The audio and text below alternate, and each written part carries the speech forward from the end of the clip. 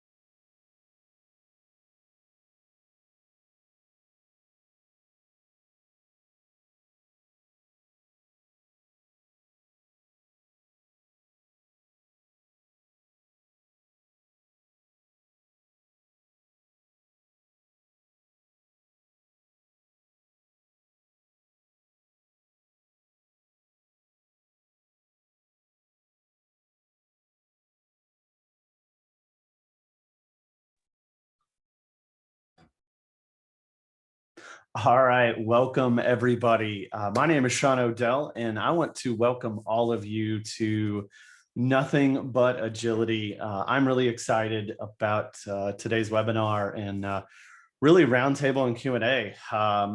Just a quick intro, my name is Sean O'Dell. I'm the Director of Developer Advocacy at Accurix, and yes, I'm sporting my Mavs gear today because we have the wonderful folks from the NBA. So I'm going to bring on a couple of individuals. Let me get them started here, and we'll get going. So there we go. All right. Always fun logistics to invite everybody and get them going. If my panelists don't mind, go ahead and unmute, and we'll get started. I'm going to go ahead and stop sharing this slide, and we'll kick things off. So welcome everyone, and I know there's quite a few folks still joining, so feel free to jump in and ask questions in the chat from a logistics perspective. This is really you asking questions on the side, and then I'll filter some questions in through the Q&A as well.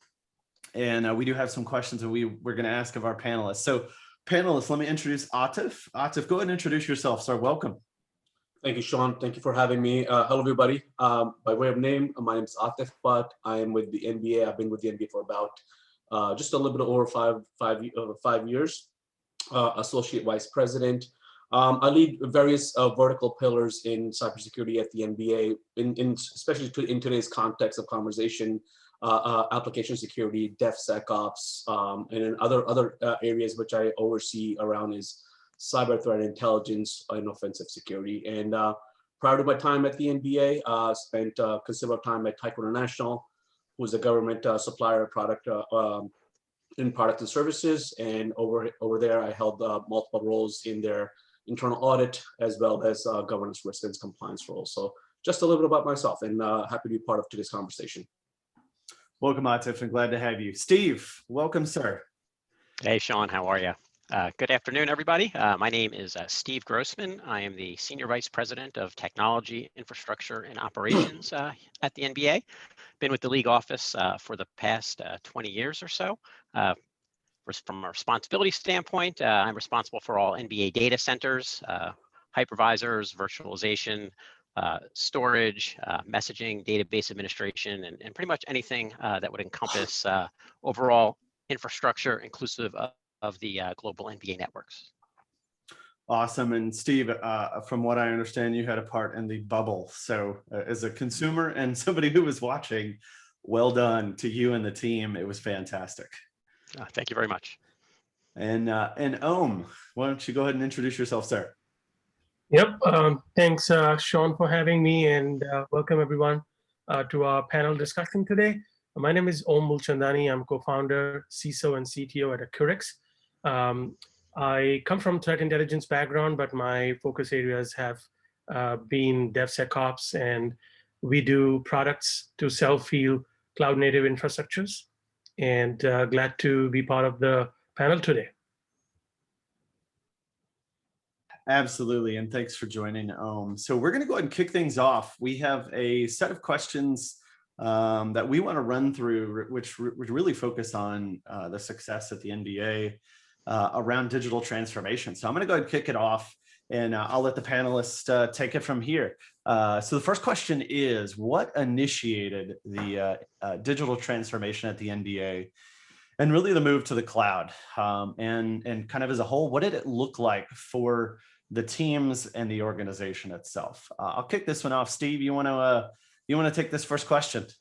Sure, happy to jump in there. So at the NBA, we are a very technology-driven organization. We feel it's very important for us to be able to deliver our content in a format that the consumers and our partners and fans need to take it in at, right? So that essentially means we want to be all form factors, we want to be available globally, and we want to make certain that we are delivering our content in forms really that our consumers most want to take it in, right? So obviously with the explosion of social media, with the explosion of video and delivering content over the internet, we've very much been hyper-focused in that space.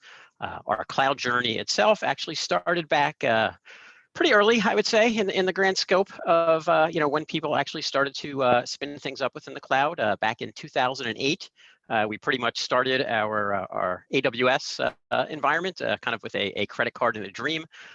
Ultimately, our objective there was to really utilize really all the things that the cloud offered, right? So we were looking to host a series of web-based properties, international NBA.com sites, NBA statistics sites, pretty much building out partner sites and sites to also be consumed by fans as well. And based upon the modifications, the changes, really the sequence of our seasons as far as what would drive really people to our site, we wanted the elasticity of the cloud, we wanted the flexibility of the cloud, and we really wanted the shortness in time to market for us to be able to get products out there in a much faster pace than other organizations and our competition, wanted to be out in front of them and be able to essentially deliver the customized experience that our fans have come to expect from our league.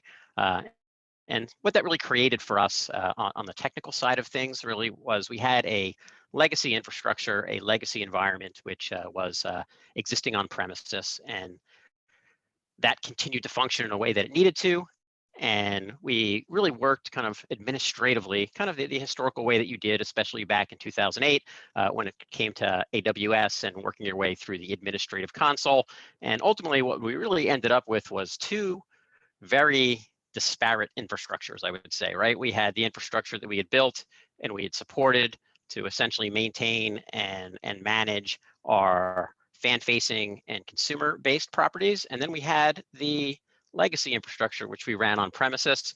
And essentially what really happened between 2008, as we kind of worked our way through time, was we realized that what we were seeing was further and further segregation between process on premises, technology stack utilized on premises versus the flexibility and the capability that the cloud offered for us. And so that was really the beginning of our journey, I would say, is, things we wanted to build for fans, things we wanted to build for consumers, utilizing the cloud to help deliver a global footprint for us. In that, Steve, with obviously you talk about your journey to the cloud, and getting to this point, obviously disparate workloads, processes, however you want to handle it. How did that help kind of lay the foundation or groundwork for the bubble that you guys went through last year? Got it. So hopefully most of you, or many of you at least, are familiar with the NBA bubble and really how that was what's built out in very short order. When people usually ask me how I am doing today, I usually tell them, I'm much happier today than I was a year ago. Obviously about a year ago or so, we were trying to figure out how we were best going to be able to get our players back on the court, how we were going to be able to have a playoffs, essentially build out something for finals and keep it safe, most importantly, right, for players and staff and all parties involved. And obviously that was a very large success for us. As far as tying in what we were doing from a cloud perspective there, essentially we took 3 venues, which were down at Disney World, and essentially they were not equipped to be NBA arenas. And so what we actually needed to do was tie those venues back to the existing NBA high-speed arena network so that we would have the opportunity to be able to transfer content actually out of those three arenas. So in the context of like NBA statistics, social media content, photos, video, we needed to basically put a transport mechanism in place to enable these arenas to function like a place like Madison Square Garden or the Staples Center out in Los Angeles, for example. And so we really had a very short window of opportunity to get these venues built out, just based upon the fact that from a business perspective, we really didn't know what we were going to do and when we were going to be able to do that, right? So we really, we're building out networks that ordinarily, we would be ordering, potentially 12 weeks in front of this event.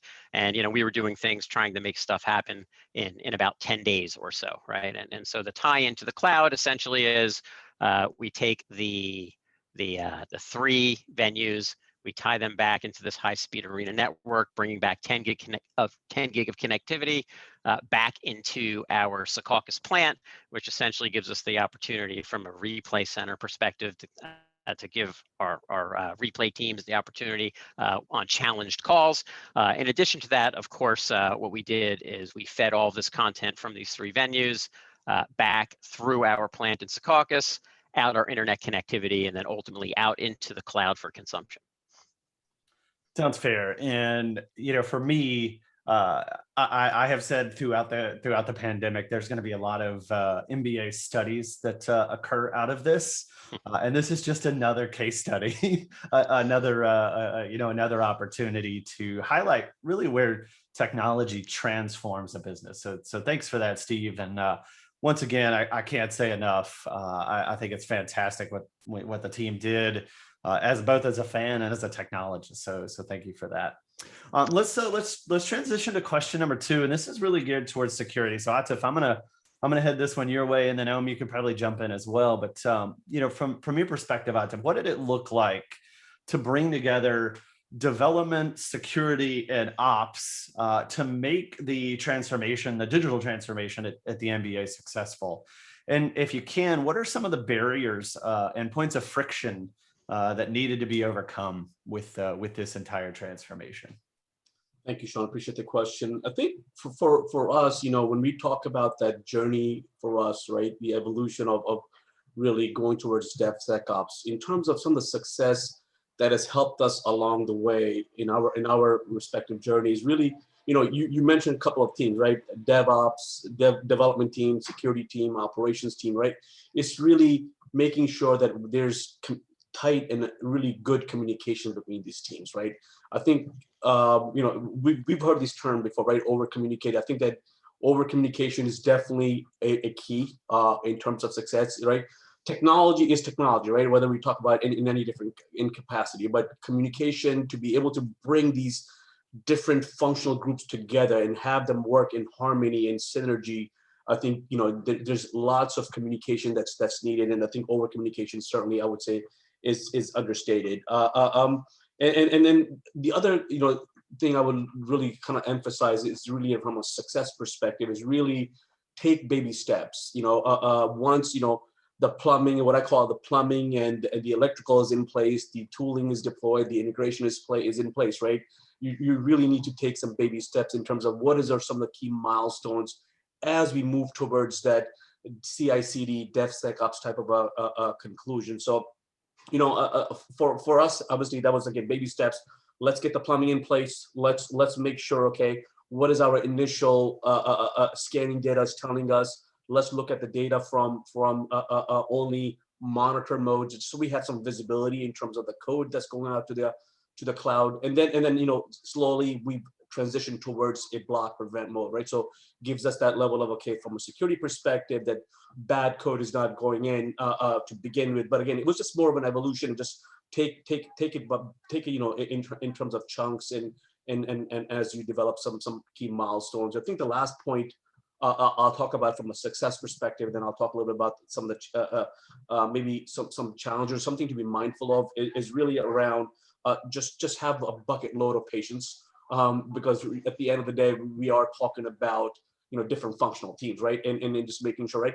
So what we do on one end from a security perspective, we have our objectives. The development teams, they have their objective to be able to code and deliver code, and again, operations has certainly their vision in terms of what's important to them. So again, making sure that those three teams are harmoniously working, right? I think that there is a bit of just making sure that communication and patience is exercised. From maybe some things to be mindful of, is and it goes a little bit back to a point that I kind of talked about, right? And that is technology is what it is, right? We're going to deploy technology, but at the end of the day, what we're doing is we're managing change, and that's the key aspect, managing change, because how we did organizationally development before, or some of the things that Steve alluded to from a transition from on-prem to cloud, right? Those practices are changed, and then again, now how we look at code development and how we look at CI/CD, right? That's changing. So again, it's more about managing change within an organization, and again, making sure that the distinct functional groups that are involved, we're all on the same page with regards to what's the end game. And if we can have that level set understanding around, okay, this is a change of how we do DevOps, how we do DevSecOps, I think then the rest of it come into place slowly but surely. So I'll just pause here. So back to you, Sean. Yeah, so I want to actually ask Steve a similar question, or the same question, but from his point of view, right? It's one thing, Atif, and your point of view from a security perspective. It's I don't want to say it's entirely different, but right, Steve comes from a different background or different purview. So Steve, I'll ask the same question to you, man. What does this look like to you, this marriage of dev, sec, and ops? So from my perspective, it's really a full change, right, within an organization.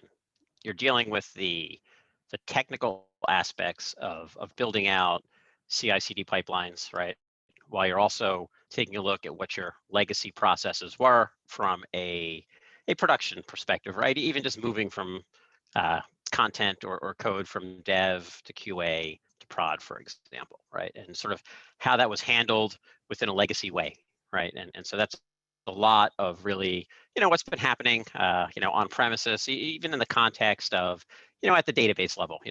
A developer creates a stored procedure, they move it from development into QA, really with the assistance of the database administration team. Depending upon how much content is being moved or how many procedures are being moved, it will go through a change management process, which is also somewhat legacy, where it goes through a review cycle. People sit at a panel, they understand, they look at the change, and then eventually it moves over into a production environment, right? And so for a very long time at the NBA, that's really how we were, accustomed to working. And so we had that one workflow, and then we had really a cloud environment that was maturing to some extent from a technical features perspective, right? So things that we would build out from an elasticity standpoint, load balancers, making certain that we could scale. For example, NBA Finals comes, and so we get a whole bunch of traffic driven, to the site, and making certain we can auto scale, right, and just deal with the elasticity aspect there. And so we were handling that very well, but still really disparate from those other processes. And so when you really kind of talk about, how are we bringing the teams together? There's a few different work streams I kind of at the highest level of our organization that are we're working our way through. Our partnership that we've really had with Microsoft here in the last 12 months or so is not a secret. I mean, anybody, of course, viewing can Google that and kind of see what that relationship is as we really look to build out the next line or version of direct-to-consumer products. And so when you're working with top-tier engineering firms like the NBA is, you look to really use, either state-of-the-art or cutting-edge type technology and process. And so for our same teams who are really accustomed to dealing with those legacy, manual moves to dev and QA and prod, or logging into a web-based portal to make a modification or change, to an interface, we're now trying to take those same technical teams who are responsible really for those disciplines and work them into utilizing newer technology stacks, leveraging things like Azure DevOps, for example, leveraging code repositories, utilizing Terraform, right? Putting ourselves kind of into that infrastructure as code space, much more so than, certainly we did, whether it was 12 or 24 or 36 months ago. And so for me, I see that as the biggest change, right? We're taking engineering teams, and we're taking administration and development and security teams, and we're really, although conceptually, the objective or the goal is the same, how we get there in order to streamline our operation, how we get there to be able to continually make the modifications and changes to the code base that we would like to be able to deliver to our consumers and fans is really very much different, right? And so the challenges, as you would expect when you're dealing with personalities and you're dealing with cross-technical teams, is really how to get everybody onto that same page, really how to get everybody trained to the point where they have the levels of comfort in understanding what the new tooling is, right?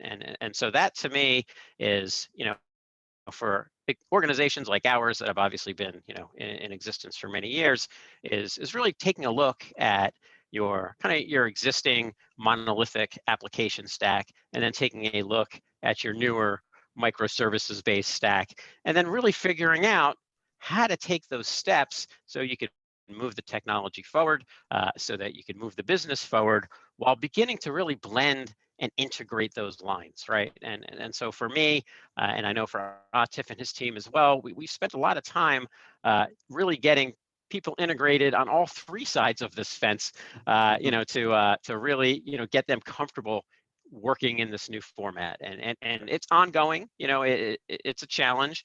And we've been fortunate where we've had the opportunity to work very closely with really high-end engineering teams to really help guide us through this process.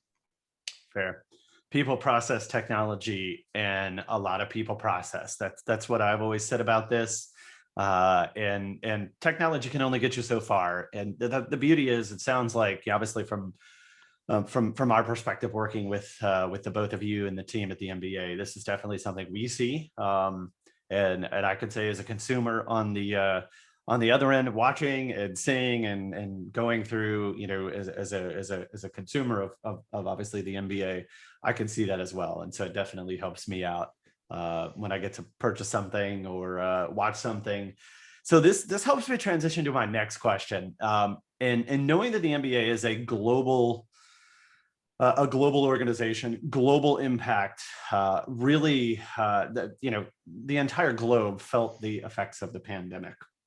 And we've already touched on this a little bit, but now let's kind of focus and narrow this down. How did the impact, or excuse me, the pandemic impact the move to the cloud? Did it accelerate it? And were there processes in place prior to, and then even now as a result of the pandemic? And how did that affect the development and security teams? This is a very loaded question, probably could talk both of you. So I'm gonna actually send this to both Steve and Atif. I'll start with you, Steve. How did this affect, how did the global pandemic affect the organization? And, were processes in place, and then were processes added because of it? Got it. So it just kind of understand, right, the little bit of the background from an NBA perspective, right? We're about 1,700 people or so globally. We're primarily located in New York and New Jersey. We also have offices in Shanghai, Hong Kong, Beijing, and London, and have all those offices interconnected really via an MPLS network.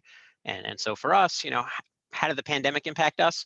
I feel we were probably impacted almost like every live entertainment business was, right? I mean, really almost overnight, business ceased, right? So essentially games stopped being played. There was nothing being broadcasted on the air.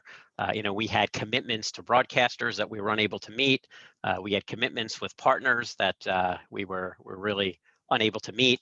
And so for me, it was really, I'd say about 2 days before the season shut down, we sort of collectively were in a room and talking about what really happens, right? Because none of us had any visibility at that point.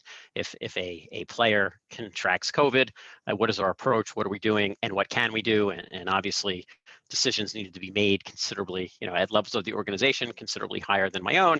And eventually we came back pretty quickly and said, we just need to pause everything. And so really from that moment on, from our view, it was basically one, can we intercommunicate, right? Are we configured to be able to bring everybody together in such a way where, we could have the conversations to even determine what needs to happen next, right? Because from an NBA standpoint, of course, we are the league, we're the governing body, but ultimately in the end, we're really run and directed and owned truly by the owners of our teams, right? And so now, from my perspective, I'm very much positioned with providing a platform enabling 30 billionaires to be able to communicate all with their own opinions on what should really happen next, all in a central forum, right? And so this really just became about survival, right? In a lot of contexts, and I don't want to make it over dramatic, but we had from a technology operation standpoint, I had to make sure that everybody could, VPN in from all of those locations. I had to make sure that they had the ability to video conference. I had to make sure that they had the ability to chat and have, real-time communications, because there was real business issues to discuss.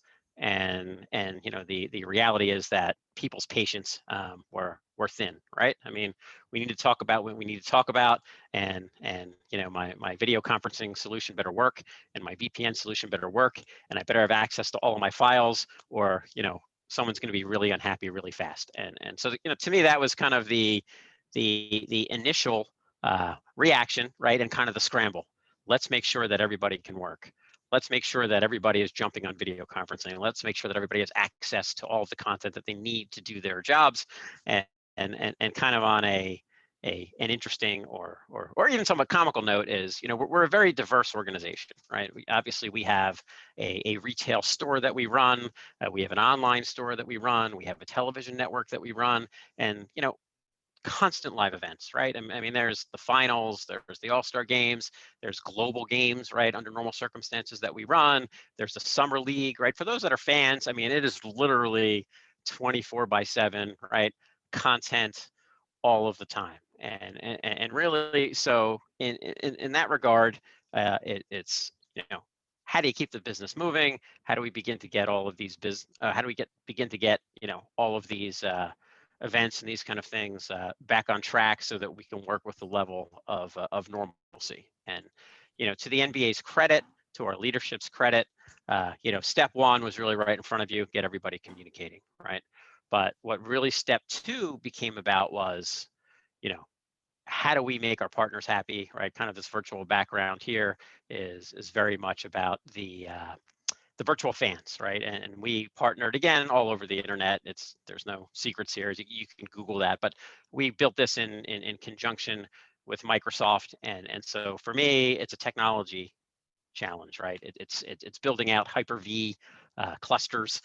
It's utilizing cloud workloads, traversing that network that I was referring to earlier, in order to be able to build essentially virtual fan sections, right, within each of these arenas, and then begin to bring people into those sections, right, and basically give our partners the opportunity to potentially make good on some of those things we could not deliver earlier in that fiscal year because no games were being played, right? So very much a challenge, and the way I would continue to really address that question and just credit our leadership yet again is, during all of this, we never really lost sight of what we had to do to keep our business on track, right? So we're really still looking at next season, right? So, once that whistle blows on the last game of finals, we're really forward and looking at how do we get the next season started? What are we going to do better? And what are our changes? And those conversations, they never really ceased. And a lot of what we're talking about here today is, the whole cloud journey and building products for customers and building products for consumers. We continue to make that investment, right? So we're in a position where, right, we didn't have revenue coming in. We had no one on the court. No broadcast partners had content to broadcast and put out there for fans. Yet we were still looking from a technology standpoint and having that forward-thinking view of, building direct-to-consumer products. What is the importance of building those products when you compare it to, the other products that are out there, the HBO Maxes and the ESPN Pluses and Hulu's and of course Netflix and others.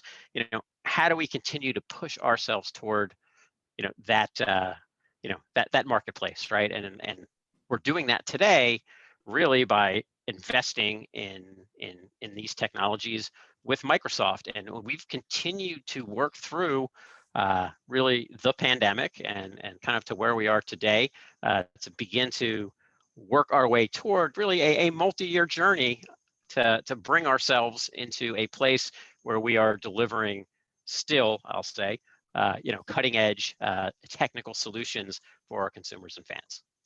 Fair. And Atif, I'm going to turn this over to you. There's keys from a technology and infrastructure perspective. But the pandemic issued or brought to light some additional security related topics. It's a little bit different from the consumer side, right? Where I would go through security to get into an arena. Now I have to go through Zoom or some other technology piece or whatever it may be to actually be able to watch a game as a virtual attendee, right? So what did this journey look like from a security perspective for the NBA? Good question. And I'm going to piggyback and build off some of the things that Steve just talked about, right? And I think that's the title of our today's webinars. I think the first word is agility. And then that's really where we needed to make sure that we as an organization are agile, nimble, and then we talk about these concept of DevSecOps and CI/CD, but again, that kind of translated for us to be making sure that, again, some of the things that Steve talked about, right? You mentioned Zoom, right? To be able to make sure that Zoom video conference capabilities are available to team owners, and then to the broadcast media teams, and then even within even corporate environment, right? So while Steve and his team were so much focused on delivering these capabilities, which the business demanded, but at the same time, we had the mandate to make sure that, okay, those technologies that are being delivered are delivered or deployed in a secure manner. So again, that's where the really a strong partnership came in. Again, making sure that whatever we were delivering based on the business needs, we're able to deliver it in a secure manner. So again, Zoom comes to, is a great example, right? So that's where we had a partnership, and we made sure that whatever we're going to deploy and whoever's going to be using the Zoom, right? We have that kind of we're deploying that service, with appropriate security measures. So again, that's just one example. There's other aspect that, again, Steve and his team were working to deliver from an infrastructure perspective. And again, we need to make sure. So it was, and then when we talk about the bubble, and then the replay of those games in the bubble, right?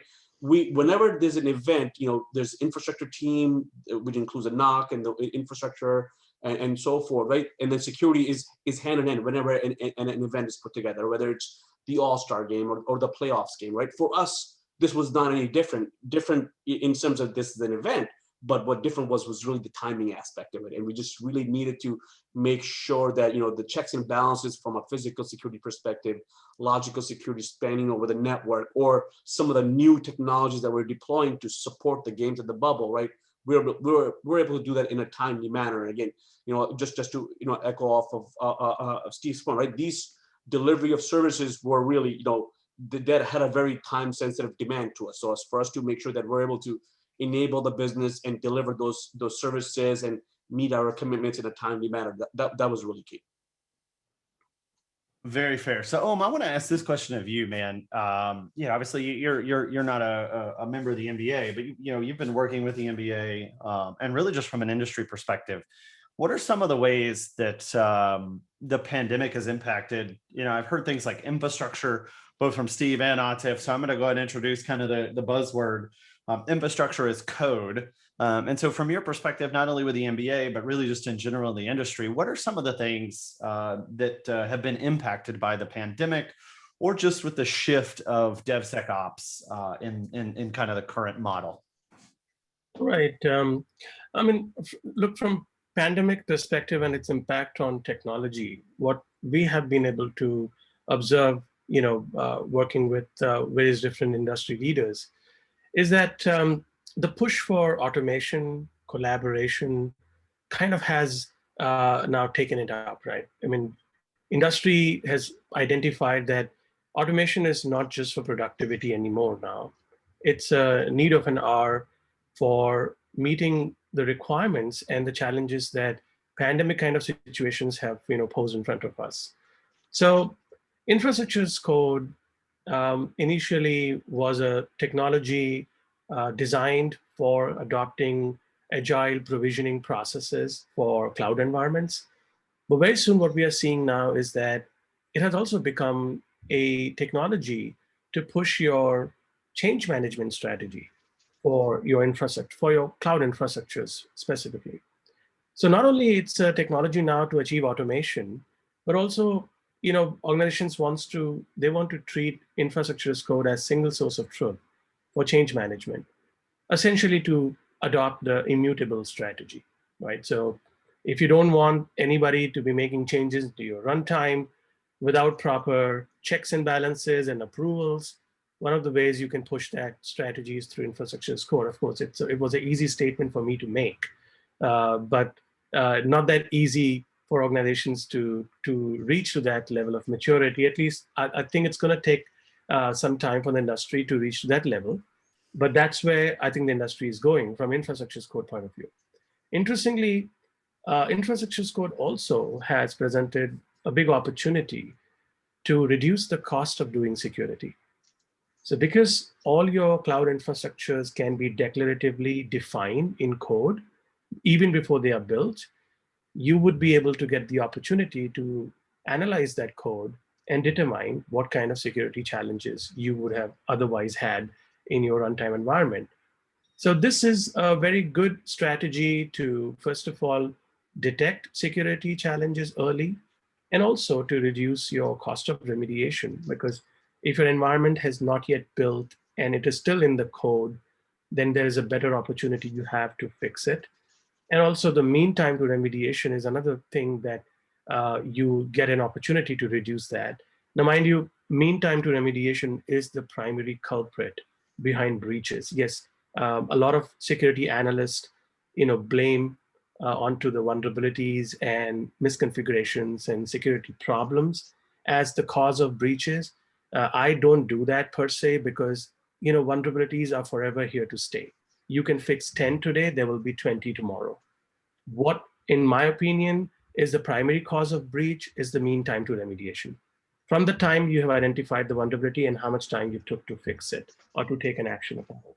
Similar thing that happened in Capital One breach as well, right? 6 months, they already knew there was a problem, but they couldn't fix it, right?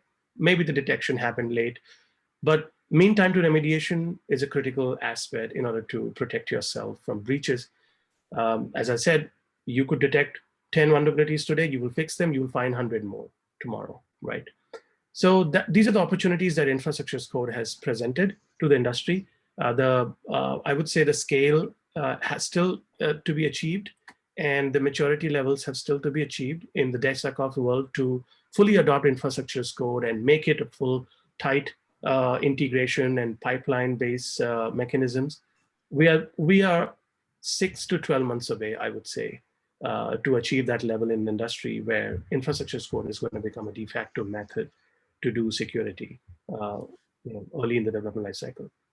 Very fair. And you and I speak typically from kind of an industry point of view, working with different customers and our own experiences. So I want Atif and Steve to actually tackle this themselves from the NBA's perspective. So I'll start with Atif. I'll kind of switch it up here, man. From your perspective, how did infrastructure as code play a role either prior to the pandemic and or after the pandemic, and really how it's been led to the overall success and security at the NBA? Sure. I mean, I'm gonna piggyback of some of the things that Om kind of started and just kind of build on that one, right? So when I think of IAC, it's no longer about productivity, right? And then if I can apply that kind of like mindset to the NBA, right? And again, Steve alluded to this, we're not, at the end of the day, we are a basketball company, our product that we go to market, where we sell the game, but behind the scene, we are very much a technology company, right? And then the level of technology that's behind the scene to deliver that game day in, day out, right? It's quite extensive, right? And then as we mature in our journey to cloud first, and then now we're bringing the DevSecOps, and then now we're talking about concepts such as CI/CD, and then right now where we are is within the CI/CD. When I talk about the CI/CD, is continuous development, right? But where we want to get to is continuous deployment, right? There's some of the things that Netflixes of the world and the AWSs of the world have done, right? And again, so in terms of to ensure that we're able to deliver cutting edge technology and services in a secure manner, right? That's really where I think that it is a key for us to stay laser focused on DevSecOps. And again, it's not a nice to have just because it'll make us do things faster, but it'll make us do faster and be more effective at the same time, and then be able to deliver some creative, innovative solutions to our fans in a more timely manner. Fair. And a couple of the questions that have come in both in chat and via Q&A are along these lines. And so, Steve, I'm gonna send this one to you. It's along the lines of infrastructure as code, and obviously, agility in the transformation process. But one of the biggest challenges, and this is nothing new, this has happened for many, many years now, is how do we bring traditional IT along to this? And I'll be specific: change control, change methodologies, right? In a lot of ways, they seem contrary to one another. So how, from your perspective, has all of this, kind of morphed and developed over the years to deliver infrastructure as code and agility without completely, destroying the traditional change methodology process? Or maybe it has. I'll leave that up to you in that minefield. So have fun with this one. Sure. And so, when you look at things, obviously, in the context of an organization, right, you're going to find in some scenarios legacy applications that are, could be 10 to 15 years old. And, as you continually bring things to market and as time progresses, you tend to bring in newer technical stacks, right? And so ultimately, as you look across your organization, really what you'll find is in some scenarios, you're running state of the art or almost cutting edge based upon the most recent investment you've made. And then in those other scenarios, really you'll find anything almost in between, depending upon when we move something or built it or rolled it out into production, right? And so for me, it's really looking at our entire infrastructure. It's really looking at our entire application base and then determining, like many organizations are today, really going through them on an individual basis, making some determinations on how do we want to handle this? Do we want to just re-platform it? Do we want to rewrite it to be cloud native? Do we want to make it microservices based? Is this going to fold nicely into our latest design as far as what we're doing, whether it's either from a hybrid cloud perspective or whether it's going to be microservices based, container based, Kubernetes based, right? And so that's really the struggle, right? For me, having taken a look at or being challenged with really looking at where we are today and understanding where we're trying to get to, right? So Om touched on some of these points too. Explaining to working with existing technical staff, pushing them toward more cutting edge technologies, utilizing infrastructure as code, having the ability to deploy considerably faster, familiarizing your team with Terraform, right, or ARM templates, or a combination thereof, depending upon what your platform of choices, and really beginning to standardize on it, right? And so there's a approach here where essentially we bite off chunks of our business, right? The net new stuff, in my opinion, is the easy stuff, right? So anything we're building, that we're looking to roll out here in 2023, right? For example, 2024, we almost have like a greenfield, and so when you have a greenfield laid in front of you, it really gives you the opportunity to really say, what do we want to do from a pipeline standpoint? What do we want to do from a roll to production standpoint, to kind of answer the question very pointedly, inside of your pipelines, essentially you're going to have toll gates, right? That gives you the opportunity to review and then release code, right? So I think that's a kind of the immediate answer, right? And then how do you handle that as the technology changes to be able to roll to production, to essentially put everybody within the same scope of level, really same scope of comfort. How are you making sure you're QAing everything correctly, right? To make sure that now that you've streamlined your process a bit, eventually as you get out into that production environment for fans and consumers, that things have been QA'd appropriately, right? And you have a level of comfort around like blue-green type testing and that type of scenario. Touching on, from the security aspect, right? It's a lot of it is, policy as code, for example, right? And working with the team at Accurix to make sure that as we begin to build our Git repository or our centralized repository, which encompasses all of our infrastructure as code, how are we deploying it in an optimized fashion, right? And then at least from my perspective, right, it's really, number one is, can I get it to work, right? So, if we're talking just like full transparency here, right, that this is a lot of new process, probably not just for our organization, right, but I am sure for many. And so, if today I have, 5% of my environment, right, just kind of those new applications that we're building, in a full, IAC Git repository, where I do have a centralized code base that I can go to. The question really is, how do I begin to analyze the rest of my environment? How do I begin to fold it in? How do I begin to get people very comfortable with that newer process, right? I think we all certainly understand conceptually, right, what infrastructure as code brings for us, what CI/CD pipelines will ultimately be able to deliver for us.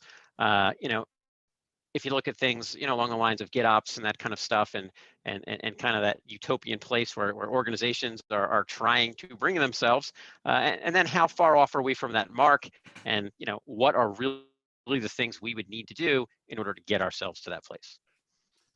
Very political corporate answer. I love it. No, I say that because look, this is not a new challenge, right? I dealt with ITSM, boards 10 years ago, 15 years ago, and that was always a challenge, right? So there's nothing new in terms of overcoming all of these things. So let me, we're right at 10 to 12 minutes before we close out, and a lot of the questions that have come in, I think we've addressed those. There's one that I'm going to hold for just a moment because I think it fits with this next line of questioning. So, I'm going to take this one to you, and then I'll come to you, Atif, and then we'll have a few closing words before we get done. So, from your perspective, we've been talking about this underlying idea of IAC, policy as code, GitOps, pipeline, CI/CD, all of these different things, right? With that in mind, there's definitely a movement or a desire to shift left security.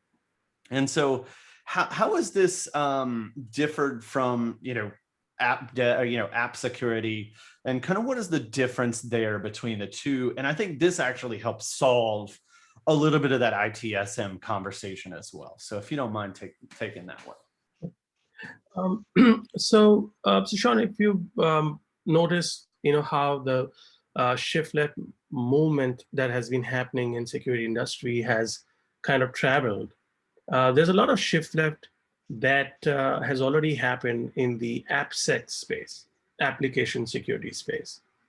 The prime example for that is your static code analysis tools, your dynamic code analysis tools, including tools which are now, are kind of given a category called as SCA, software composition analysis, right? All of these tools, they target two different, layers of application security. One is reporting against vulnerabilities in the application layer, which is otherwise in more technical terms are called as CWEs, Common Web Enumerations. And then also reporting on the another layer of application security, which is the compute layer on which the application is going to run. And that is something that now gets taken care of by SCA tools. All these different layers have shifted to extreme left already. So you can integrate your SaaS tools with your source code management providers, GitHub, Bitbucket, GitLab, many others. Similarly, you can integrate even SCA tools. Now, SCA tools have become even more important, of course, because the applications predominantly are getting packaged in container images now, and SCA tools deliver the CVEs, not CWEs, but CVEs for your container images. And of course, some SCA tools may even deliver you the CWEs, which is application level vulnerabilities. Having said so, what has been missing now from shift left is that, yes, you will get to know that a application code that went under the scanner before even it got packaged into a container image by a SaaS tool, let's say in a pipeline, it is going to report to you that it has a SSRF vulnerability, for example. Great. But the SaaS tool is not going to tell you that this vulnerability that I'm reporting is part of an application which is going to land where in your final runtime. Will it be part of which account, which cluster, which namespace, which pod?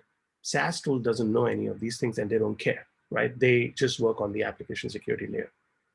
That is what is changing with the shift left in infrastructure security. Because now the artifacts, which are codified artifacts, are available to detect how your runtime infrastructure is going to look like by reading your infrastructure's code. Now the possibilities have emerged that you can detect what will be the impact of the vulnerabilities reported by SaaS tools or SCA tools in your runtime if you merge that data set with the results that are produced by tools such as ours, which is we do strictly infrastructure security. So we have been shifting infrastructure security to left by analyzing infrastructure as code. But then by merging the results produced by SaaS tools, SCA tools, DAS tools, we are also able to give context that a Python code for which you have been told by SaaS scanner that it has a SSRF vulnerability is going to have what kind of impact actually on your runtime when you will package this into a container image and deploy it. So we're going to scan the Helm charts, the Terraform files, and we're going to get to know this application would have been deployed where. And then we will be able to tie in these two data sets together. That is what is kind of a very exciting thing that is about to happen in shift left. Now, the way industry is going to approach it, shift left is not just about shifting security detection and remediation to left, but also about providing shift left visibility to the CISO or the security organizations. The security organizations now want to understand how many developers do I have who are writing infrastructure as code, for example. How many of them have checked in what level of code in last 10 days, 15 days? And how many pull requests have had violations in them? How many have been mitigated? What is outstanding? So shift left visibility for security teams is also essential now, because security teams are not going to do the remediation work. The remediation work has to be done by the DevOps teams.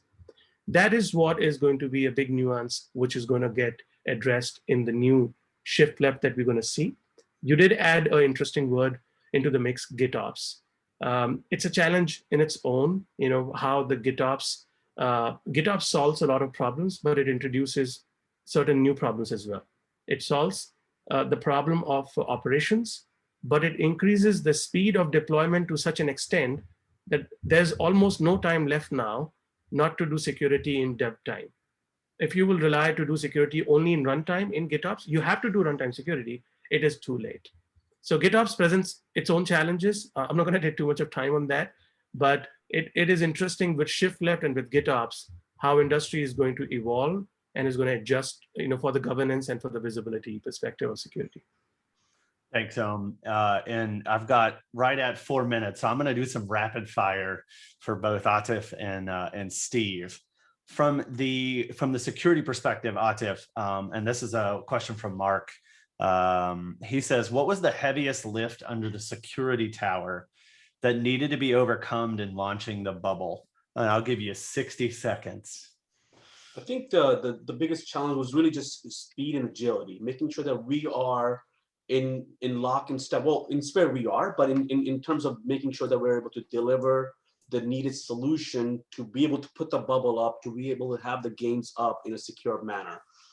In our case, besides the support that before even the bubble, let's say the physical aspect came into fruition, right? There was work already being done, but as bubble came to fruition, the physical aspect, we had some real estate there. Then we actually had boots on the ground, working very closely with Steve's team in the technologies and then the solutions that are being put forward. So again, I think one of the aspect was, again, just making sure that we're able to deliver and agility and having that mindset, and then just being able to have a level set that there's going to be some time that we're going to have to burn the midnight oil. Absolutely. I think everybody in the industry did that one, unfortunately. This question is for you, Steve. And I'll mention, the term governance, and there's a lot of things that are overarching in really all of these conversations and talks. But specifically from an MBA perspective, what was utilized around data governance and your move to the cloud? Right? Was there some framework, some governing body, some whatever it may be? What helped you along that data governance path as you moved to the cloud? I'll give you 60 seconds.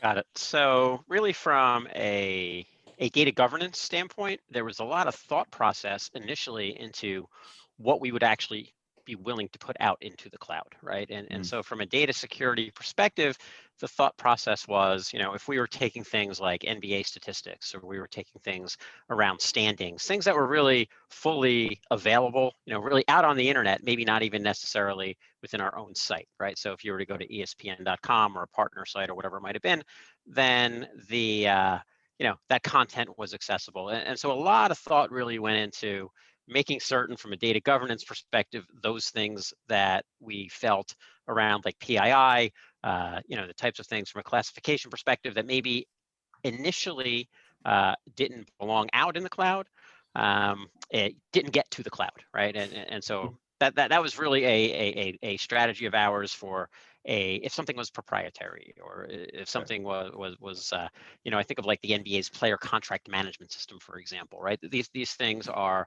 really internalized and protected by a series of firewalls, for example. And so as we move more things out into the cloud, as we have conversations about what we're doing with customer data, that type of stuff, it's either to potentially transfer that risk, right, from a partner standpoint, or utilize a data governance-based tool. There are a couple actually that we are working with in the cloud, as well as one that we work with on premises. Very fair. And we are at the top of the hour. So I want to say both, to Steve and Atif, thank you for taking the time, your backgrounds, your experience in this. I know for all of the attendees was very valuable and very helpful. So thank you, gentlemen, for joining today. And I look forward to, if any indication of last night's final game is what the playoffs are going to be like, it's going to be a blast. So I'm looking forward to it as a consumer and a user, but from a technology perspective, we really appreciate you jumping on today and providing your insights.